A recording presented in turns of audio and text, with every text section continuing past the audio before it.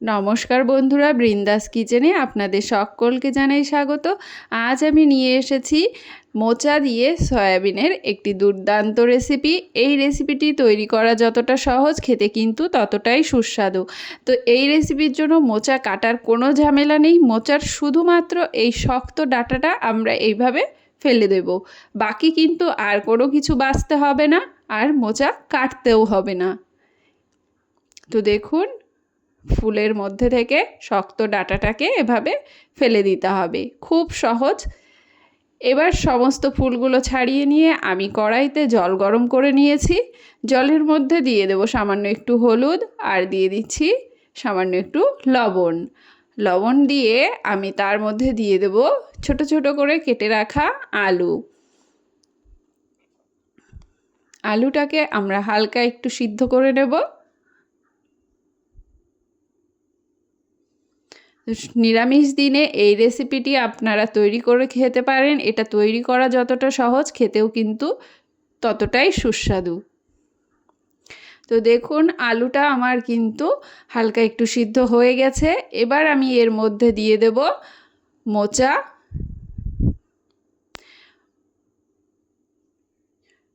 দেখুন, মোচাগুলো কিন্তু আমি কাটিনি, শুধুমাত্র ওই শক্ত ডাঁটাগুলো ফেলে দিয়ে আমি কিন্তু মোচাটা দিয়ে দিলাম, আর তার সঙ্গে দিয়ে দিলাম কিছুটা সয়াবিন। তো মোচা ও সয়াবিনটা আমি আগে থেকে পরিষ্কার করে ধুয়ে নিয়েছিলাম। ধুয়ে নিয়ে এটা দিয়ে দিলাম সিদ্ধ হতে। তো হালকা একটু ভাপ দিয়ে আমরা এটাকে নামিয়ে নেব। খুব বেশি সিদ্ধ করার কিন্তু প্রয়োজন নেই, হালকা একটু ভাপ দিয়ে নিতে হবে। তো দেখুন, মোচা, আলু, সয়াবিন সব কিছু কিন্তু আমার ভাপ দেওয়া হয়ে গেছে। এবার এটাকে আমরা নামিয়ে নেব। এরকম জল ঝরিয়ে এটাকে নামিয়ে নিতে হবে। এবার আমি কড়াইতে তেল গরম করে নিয়েছি, আর তার মধ্যে দিয়ে দিলাম কিছুটা গোটা জিরে ফোড়ন, আর দিয়ে দেবো একটা শুকনো লঙ্কা, তার সঙ্গে দিয়ে দেবো সামান্য একটু হিং, আর দিয়ে দিচ্ছি আদা বাটা। যেহেতু এটা নিরামিষ রান্না, তাই হিংয়ের ফ্লেভারটা খুব ভালো হয়, আর হিংটা আমাদের হজমেও সাহায্য করে। তাই হিংটা বাড়িতে থাকলে অবশ্যই দেবেন, না থাকলে নাও দিতে পারেন। আবার তার মধ্যে আমি দিয়ে দিলাম এবার টমেটো কুচি। একটা বড় সাইজের টমেটো কুচি করে রেখেছিলাম, সেই টমেটো কুচিটা দিয়ে দিলাম। আর তার সঙ্গে আমি দিয়ে দিচ্ছি আমাদের গুঁড়ো মশলা, যাতে আছে ধনে গুঁড়ো, জিরে গুঁড়ো, লঙ্কার গুঁড়ো আর হলুদ গুঁড়ো। মশলাগুলো দিয়ে সামান্য একটু জল দিয়ে এটাকে ভালো করে কষিয়ে নিতে হবে। তো ভালো করে মিক্স করার পর আমি এর মধ্যে দিয়ে দিচ্ছি স্বাদমতো লবণ। লবণটা দিয়ে মশলাটাকে আমরা কষিয়ে নেব।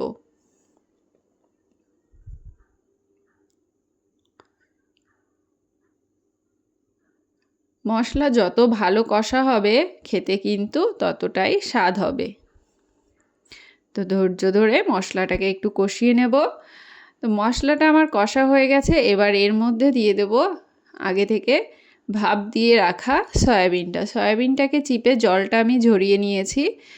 ঝরিয়ে নিয়ে সয়াবিনটা দিয়ে দিচ্ছি। সয়াবিনটা আমি আগে ব্যবহার করছি, কারণ হচ্ছে মশলার মধ্যে সয়াবিনটাকে ভালো করে কষালে মশলাগুলো সয়াবিনের মধ্যে ভালো করে ঢুকে যাবে, খেতে কিন্তু খুব ভালো লাগবে। তো যেহেতু আমি আলাদা করে সয়াবিনটাকে ভাজিনি, তাই আমি মশলার মধ্যে সয়াবিনটাকে আগে দিয়ে দিলাম। আগে দিয়ে সয়াবিনটাকে কিছুক্ষণ কষিয়ে নেব। সয়াবিনটাকে কিছুক্ষণ কষিয়ে নিয়ে তার মধ্যে আমি দিয়ে দেবো আগে থেকে ভাপ দিয়ে রাখা মোচা আর আলু। আলু আর মোচাটা দিয়ে ভালো করে এটাকে কষিয়ে নেব। তো যে কোনো নিরামিষ দিনে আপনারা বাড়িতে এইভাবে মোচার একবার রান্না করে দেখুন, এটা খেতে কিন্তু খুব ভালো লাগে। আমার বাড়ির মতো আপনার বাড়িরও সকলের আশা করছি খুব পছন্দ হবে। আর এই রান্নাটাতে দেখুন, মোচাতে তো আয়রন আছেই, আর তার সঙ্গে সয়াবিনে কিন্তু পেয়ে যাচ্ছি হাই প্রোটিন। তো আয়রন আর প্রোটিনে ভরপুর এই রেসিপিটি বাড়িতে অবশ্যই একবার ট্রাই করুন। দেখবেন আমার বাড়ির মতো আপনার বাড়িরও সকলেই এই রান্নার ফ্যান হয়ে গেছে। এটা এতটাই সুস্বাদু হয়।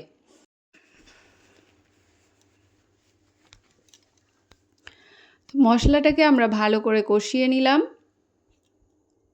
কষিয়ে নেওয়ার পর এর মধ্যে আমরা দিয়ে দিলাম জল। জল কিন্তু আমরা খুব বেশি ব্যবহার করব না, কারণ আগে থেকে মোচা, আলু, সয়াবিন এগুলোকে ভাপ দিয়ে রাখা ছিল, আর তারপর কষতে কষতেও কিন্তু এটা একটু সিদ্ধ হয়ে গেছে। তো খুব বেশি জল ব্যবহার করার কিন্তু প্রয়োজন নেই। তো পরিমাণ মতো জলটা দিয়ে আমরা এখানে দিয়ে দেব কেটে রাখা কাঁচা লঙ্কা। কাঁচা লঙ্কাটা দিয়ে একটুখানি ফুটিয়ে নেব। 2 মিনিট মতো ফুটিয়ে নিয়ে তার মধ্যে আমি দিয়ে দেবো স্বাদ মতো চিনি, আর দিয়ে দিচ্ছি বেটে রাখা গরম মশলা, আর দেবো সামান্য একটু ঘি। ঘি দেওয়ার সঙ্গে সঙ্গে বন্ধুরা এটার ফ্লেভার এত সুন্দর বেরিয়েছে যে কি বলবো, মানে না রান্না করলে আপনারা বুঝতে পারবেন না। তো অবশ্যই বাড়িতে একবার এইভাবে রান্না করে দেখুন, অসম্ভব ভালো খেতে হয় এটা। তো আজকের রেসিপি আপনাদের কেমন লাগলো অবশ্যই কিন্তু কমেন্ট করে জানাবেন, আর রেসিপি ভালো লাগলে লাইক শেয়ার করে চ্যানেলটিকে সাবস্ক্রাইব করতে কিন্তু একদম ভুলবেন না। দেখা হবে আর একটি নতুন রেসিপির সঙ্গে। ততক্ষণের জন্য সকলে ভালো থাকবেন, সুস্থ থাকবেন, টাটা।